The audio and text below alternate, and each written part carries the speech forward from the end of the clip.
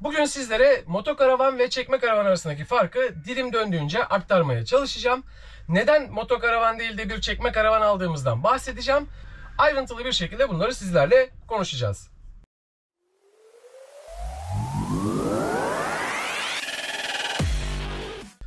Motokaravanların fiyatları daha yüksek arkadaşlar. Örnek veriyorum, bu özelliklerde bir motokaravan almaya kalksaydık 500-600 bin liradan başlıyordu fiyatları. Kullanacağınız araç çok daha kaliteli, çok daha düzgün bir şey olursa 900-1 milyon gibi fiyatlara gidebiliyordu. Çekme karavanlarda ise arkadaşlar şu an benim almış olduğum bu özelliklerdeki bir çekme karavanın fiyatı 190 bin lira bandına çıkmış. Motokaravan olarak bunu almaya kalksaydım rahatlıkla 650-700 bin lira civarında bir şey tutacaktı. Benim çekme karavanı tercih etme sebeplerimden bir tanesi bu. Motokaravanların yıllık vergileri var ve bu yıllık vergiler biraz yüksek miktarda. Yaklaşık şu günün şartlarında 5-6 bin lira gibi bir şey tutuyor. Aynı zamanda bir motokaravan aldığınız zaman her yıl bunu muayeneye götürmeniz gerekiyor. Muayene ücretlerinde şu an yıllık 1200 lira civarında diyebiliyorum. Aynı şekilde motokaravanların zorunlu trafik sigortaları da biraz daha yüksek çıkıyor. Yaklaşık 4-5 bin liradan bahsediyorlar. Kısacası bir motokaravan aldığınızda kullanmasanız bile yıllık 10-15 bin TL civarında bir masrafı oluyor sizlere. Çekme karavanlarda ise vergi olmadığı için, ruhsattan muaf olduğu için, ayrı bir plaka almadığınız için bu masraflar olmuyor. Yani kendi otomobilinizin sigortasına kadar tutuyorsa onu ödüyorsunuz. Vergisi kendi otomobilinizin vergisine kadarsa onu ödüyorsunuz. Çekme karavan için ekstra bir vergi, muayene ve benzeri işlem yapmıyorsunuz. Bu da benim motokaravan mı çekme karavan mı arasında kaldığımızda çekme karavanı tercih etme sebeplerimden bir diğeri arkadaşlar. Çekme karavan ve motokaravanla bir tatile gittiğinizde, bir kamp yapmak istediğinizde, eğer çekme karavanla bu tatili gerçekleştiriyorsanız tatil yaptığınız yerde, kamp alanınızda çekme karavanınızı bırakıp kendi otomobilinizle istediğiniz yere gidebiliyorsunuz.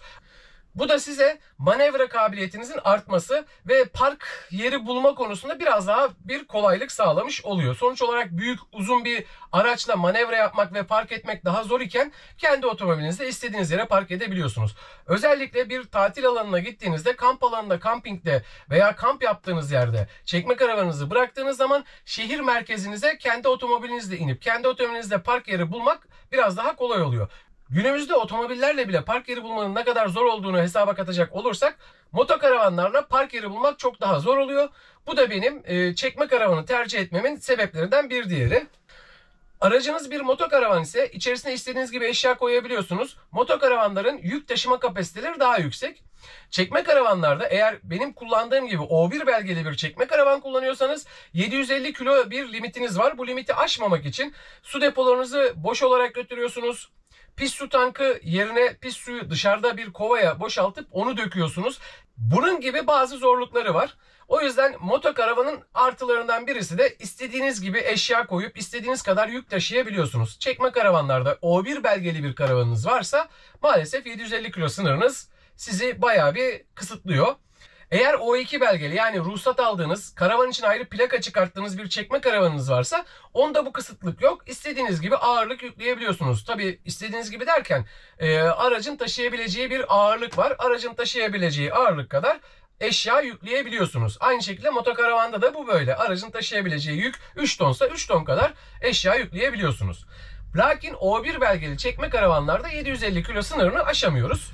Çekme karavanlarımızda karavanın çekme kısmını ayırdığımızda araç bizim için büyük bir pratiklik sağlıyor. Markete gidip gelmek veya etrafta ufak tefek bir şeyler unuttuğunuzda onları alıp gelmek konusunda çok daha büyük bir avantaj sağlıyor. Motokaravanda ise markete gitmeniz gerektiğinde koca araçla markete gidiyorsunuz ya da yürümeniz gerekiyor. Yürüme mesafesinde tabii bir market varsa sıkıntı olmuyor.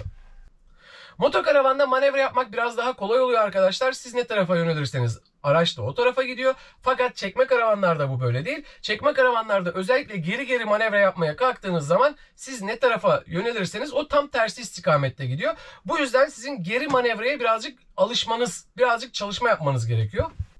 Bunları kısaca toplayacak olursak çekme karavanın artıları nelerdir, motokaravanın artıları nelerdir? Şimdi onları madde madde sizlere anlatayım. Öncelikle çekme karavanın artılarından bahsedelim. Çekme karavanın motokaravana göre en büyük artılarından birisi fiyatının uygun olması arkadaşlar. Çekme karavanlar için az evvel bahsettiğim gibi 100 bin TL ile 250 bin TL aralığında çekme karavan alabilirsiniz. Motokaravanlarda ise 400-500 bin TL'den başlayıp çok yukarı fiyatlara giden bir aralığı var. 750 kilo altı O1 belgeli bir karavan kullanıyorsanız yıllık vergi, sigorta ve muayene ücretiniz olmuyor. Bu da tabii büyük bir artısı çekme karavanın. Çekme karavanın en büyük artılarından birisi ise kamp yapacağınız yerde çekme karavanınızı bırakıp gitmek istediğiniz market, köy gezisi veya doğa gezisi alanlarına veya şehir merkezine kendi otomobiliniz ile gidiyorsunuz. Kendi otomobiliniz ile gittiğiniz için de park yeri problemi, manevra sıkıntısı, yakıtın fazla olması gibi dezavantajlardan kurtulmuş oluyorsunuz. Çünkü neden? Otomobiller karavanlara ve çekme karavan bağlı olan bir otomobile göre daha az yakıt tüketiyor ve manevra kabiliyeti daha kolay oluyor. Çekme karavanlarda 750 kilonun altındaki çekme karavan B ehliyetiyle kullanılabiliyor. 750 kilonun üzerinde yani O2 belgeli bir çekme karavan aldığınız zaman BE ehliyeti almanız gerekiyor. Motokaravanlarda bu tekerlek sayısına göre değişiyor. Eğer 4 tekerlekli bir aracınız varsa yine B sınıfı ehliyetle bunu kullanabiliyorsunuz. Fakat aracınız 4 tekerlekten fazlaysa ona göre ehliyetinizin sınıfı değişiyor. Çekme karavanların yıllık ekstra bir masrafı olmadığı için daha pratik oluyor. Ama motokaravanların belli bakımları var. Her yıl bunları düzenli olarak yapmanız gerekiyor. Çekme karavanların bu kadar artılarından bahsettikten sonra biraz da eksilerinden bahsedelim. Özetlemek gerekirse çekme karavanlar için ekstra bir otomobile ihtiyaç duyarsınız. Motokaravanla tek başına gezebilirsiniz fakat çekme karavanda illa ona bir otomobil bağlamanız gerekiyor. Ve mümkünse bağlamış olduğunuz otomobil 4x4 olması tercih ediliyor. Ben kendim 4x4 olmayan bir otomobille bu çekme karavanımı çekiyorum.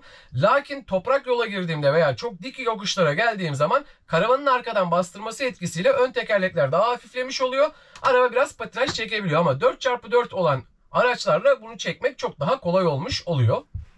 Eğer bir çekme karavan kullanacaksanız otomobilinize bir çeki demir bağlamanız gerekiyor ve bu çeki demirinin plan projesini yapıp TSE muayenesine gidip bunu ruhsatınıza işlemeniz gerekiyor.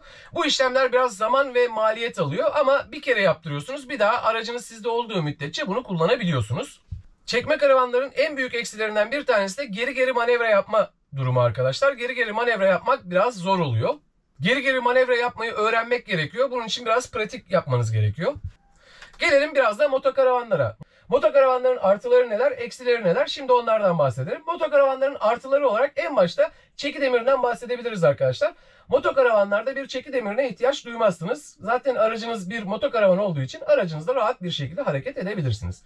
Lakin motokaravana da çeki demiri taktırırsanız motokaravanınızın arkasına bir tekne veya bir romork bağlayarak orada motosiklet veya bisikletiniz veya teknenizle birlikte tatile hep birlikte gidebilirsiniz. Bu da size hem denizde hem karada konaklama ve gezme imkanı sağlar. Aynı şekilde bisiklet ve motosikletinizi de yanınızda götürürseniz daha rahat bir şekilde doğayı, etrafı gezebilirsiniz. Çekme karavanla kıyasladığımızda daha büyük ve daha geniş bir aracınız olacağı için daha fazla depolama alanı ve daha fazla yük taşıyabilme kapasitesine sahip olmuş olursunuz. Bu da motokaravanın en büyük artılarındandır.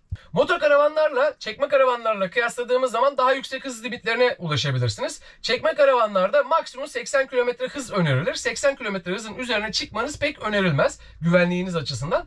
Lakin motokaravanlarla hız limiti o aracın sınıfına uygun olarak kaç veriliyorsa o hıza çıkabilirsiniz. Motokaravanlarda bu çok fazla bir sıkıntı teşkil etmiyor. Motokaravanlarla uzun süreli tatil yapmak veya uzun süreli kamp yapmak biraz daha uygundur. Çünkü daha fazla eşya taşıyabilirsiniz ve daha güvenlidir. Artılarını böyle anlattıktan sonra şimdi gelelim eksilerine. Motokaravanların eksi yanları neler var? Şimdi onlardan bahsedelim. Öncelikle arkadaşlar motokaravanların fiyatları çok yüksektir. Yani 200 bin lira bandına alabildiğiniz bir çekme karavanı 500-600 bin lira bandından aşağıya motokaravan olarak alamazsınız. Alırsanız da işte köy minibüslüğü yapmış veya çok fazla kilometre yapmış, kullanılmış yorgun bir araç almış olursunuz. Bu da size büyük sıkıntılar oluşturabilir. Motokaravanın en büyük eksilerinden bir diğeri ise sigortasının yüksek çıkması, vergisinin yüksek çıkması, muayenenin her yıl yapılıyor olması ve yıllık bakım maliyetinin yüksek olması. Diğer bir eksi özelliği ise park sorunu. Motokaravanın bütün olarak uzun bir araç olması nedeniyle park problemi daha fazla yaşanıyor. Çekme karavanlarda karavanı park edip ayırıp arabayı başka yere park edebiliyorsunuz. Park biraz daha kolay olmuş oluyor. Motokaravanların diğer bir dezavantajı ise etrafı gezmek istediğiniz zaman yanınızda küçük bir aracınız yoksa, bisiklet veya motosiklet gibi bir şey yanınıza almamış iseniz, kendi aracınızla etrafı gezmeye kalktığınızda çok hantal, büyük ve fazla yakıt tüketen bir araçla etrafı gezmek zorunda kalırsınız. Çekme karavanlarda ise karavanı park yerine bırakıp kendiniz otomobilinizle bu alanları gezebilirsiniz. Motokaravanların artıları eksilerinden bahsettik. Çekme karavanların artıları eksilerinden bahsettik. Peki ben niye çekme karavan tercih ettim? Dürüst olmam gerekirse bütçem buna yetti. O yüzden ben bir çekme karavan aldım ve bununla başladım. İlerleyen zamanlarda ben de bir motokaravana geçmek istiyorum. Motokaravana geçtikten sonra da bir çekidemiri vasıtasıyla arkasına bir tekne almak niyetim. Tekne ile de denizde istediğim gibi gezmek ve istediğim koylarda yüzmek istiyorum. Tabii ilerleyen zamanlarda inşallah bütçem buna yeter ve ben de böyle bir araç alırım. Kanalıma abone olmayı ve videolarımı beğenmeyi unutmayın. İyi seyirler.